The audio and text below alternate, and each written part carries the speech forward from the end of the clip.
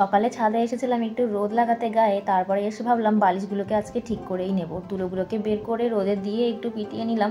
অনেক দিন থেকে এই তুলোগুলো ঘরের মধ্যে রয়েছে, ভাবছিলাম একটু বালিশ বানাবো, তা আর হয়ে উঠছিলই না, সময় পাচ্ছিলাম না। কখনো ভীষণ ঠান্ডা লাগছিল, কখনো রোদ নেই, এই হচ্ছিল। তারপর বিয়ে বাড়ি করে টোরে এখন পেলাম একটু সময়, আর কয়েকদিন পরে আমরা এই ঘর ছেড়ে চলে যাব অন্য জায়গায়। সেই কারণে ভাবলাম আগে থেকে এগুলো করে নিই, ওখানে গেলে সব এলোমেলো হয়ে যাবে, আর করতে পারবো না।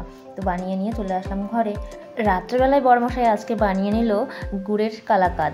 এতটা সুন্দর গন্ধ বেরিয়েছে, আর প্রায় হয়েও এসেছে, আর এখন নামিয়ে নেওয়া হবে। হঠাৎ করেই আমাকে বললো আজকে তোমাকে একটা ভালো জিনিস বানিয়ে খাওয়াবো, যেহেতু আমি কালাকাঁদ খেতে ভালোবাসি, তো বললো আজকে কালাকাঁদ বানাবো। তো সত্যি সত্যি এতটাই ভালো ছিল, প্রথমবার চেষ্টা করা হয়েছে, বেশ ভালো হয়েছে, আর অল্প পরিমাণেই বানানো হয়েছে। সন্দেশটাকে ভালোভাবে পাতিয়ে দিলাম, তার উপরে দিয়ে দেওয়া হচ্ছে ড্রাই ফ্রুটস, আর এটাকে রেখে দেওয়া হবে কিছুক্ষণ, তারপরে কেটে নেব। এখন সাইজ মতো করে কেটে নিচ্ছি, একটু বড় বড় সাইজেই, যেহেতু আমরা নিজেরাই খাবো।